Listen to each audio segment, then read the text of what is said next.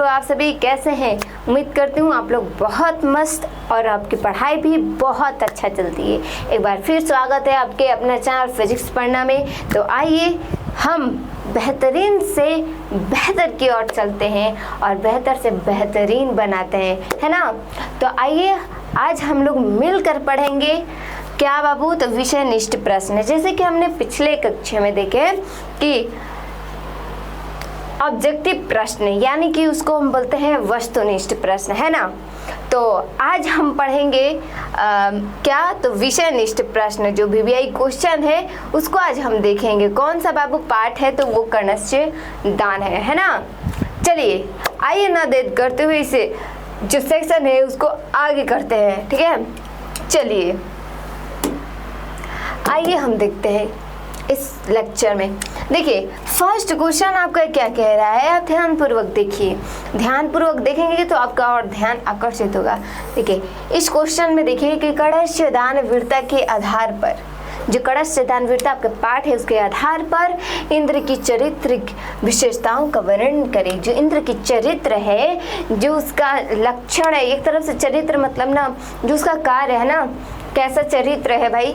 तो किसी का नहीं नेचर खराब होता है, वही चरित्र है भाई। उनका कैसा नेचर था, उनका चरित्र कैसा था। कड़स्य दान वीरता के आधार पर इंद्र स्वार्थी तथा कपटी है। जो इंद्र है वो स्वार्थी और कपटी है।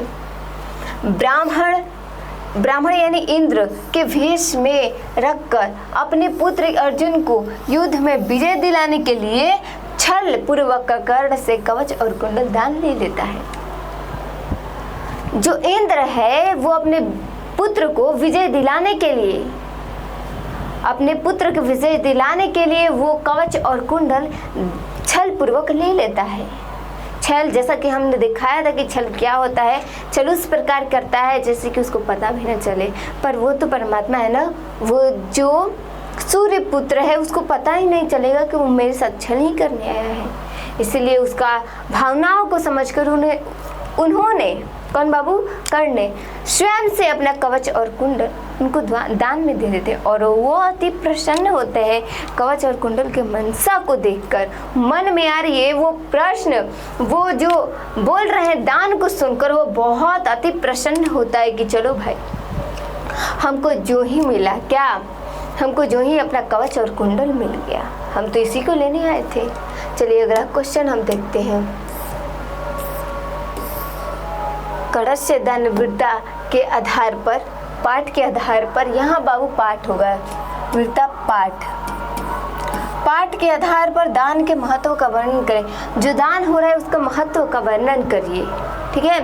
उसका वर्णन हुआ कि जब कर्ण अपना कवच और कुंडल छल के रूप में आए इंद्र को देते हैं, तब इंद्र उन्हें रोकते हैं। क्या करते हैं? रोकते हैं। तब कर्ण दान के महत्व का वर्णन करते हुए कहते हैं कि जिस प्रकार समय बदलने पर शिक्षा समाप्त हो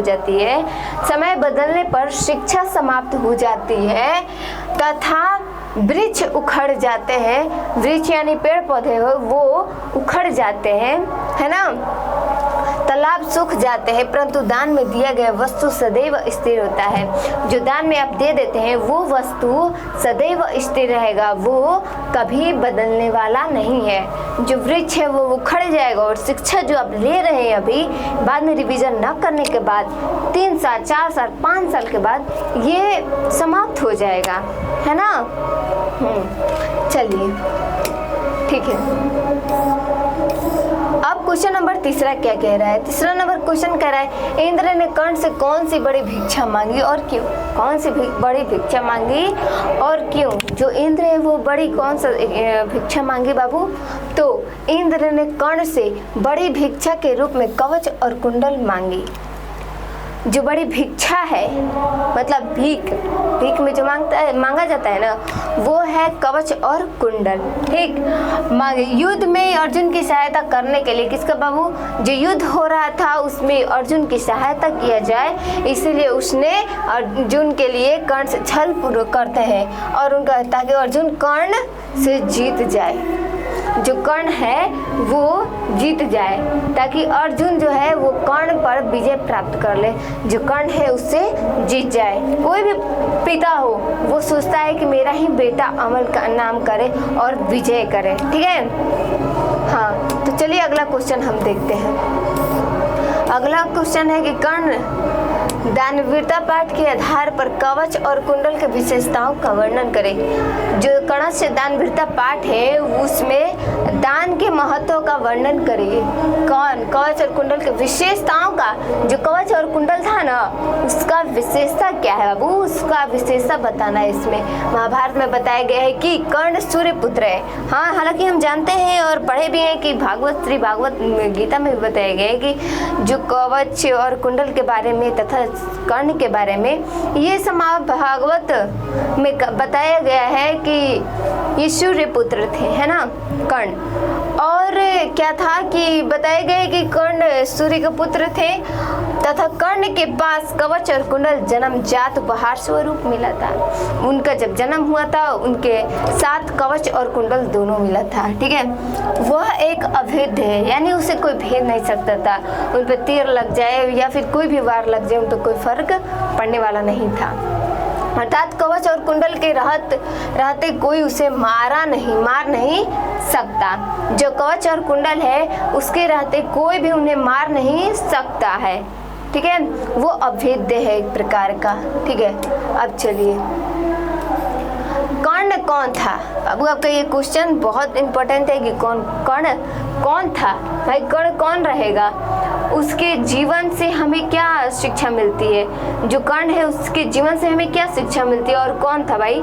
तो जो कर्ण था कुंती पुत्र था। इस पाठ से हमें यह शिक्षा मिलता है कि मनुष्य द्वारा दिया गया दान सदैव स्थिर रहता है। जो हम दान देते हैं वो सदैव स्थिर रहता है। और ये भी कर्ण ने कहा था कि मैं तो युद्ध में भी मारा जाऊंगा या प्राकृतिक द्वारा मारा जाऊंगा, ये तो संभव है ही, परंतु जो दान दे दिए वो तो स्थिर रहेगा ना। इससे अच्छा कभी भी हमको मरना है तो ठीक है हम मर जाएंगे, परंतु हम इस दान को दे देते हैं क्योंकि ये मेरा सदैव स्थिर रहेगा, इसका पुण्य हमको अवश्य मिलेगा किसी न किसी स्वरूप में, ठीक है। और महाभारत में बताया गया है कि कर्ण द्वारा दिया गया दान एक महादान था। जो महादान है जो कर्ण है उसके द्वारा दिया गया जो दान था वो एक दान नहीं था बाबू। अपने शरीर से निकाल कर कवच और कुंडल दे देने ये दान नहीं, महादान था, ठीक है। तो बाबू आज के लेक्चर में यही है। आप बेल आइकन घंटी प्रेस कीजिए और सारे नोटिफिकेशन सारे वीडियो आप अपने ही चैनल पर पाइए।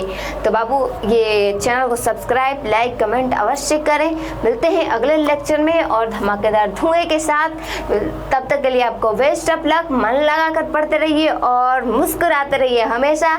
तब तक के लिए आपको बेस्ट ऑफ लक और राधे राधे।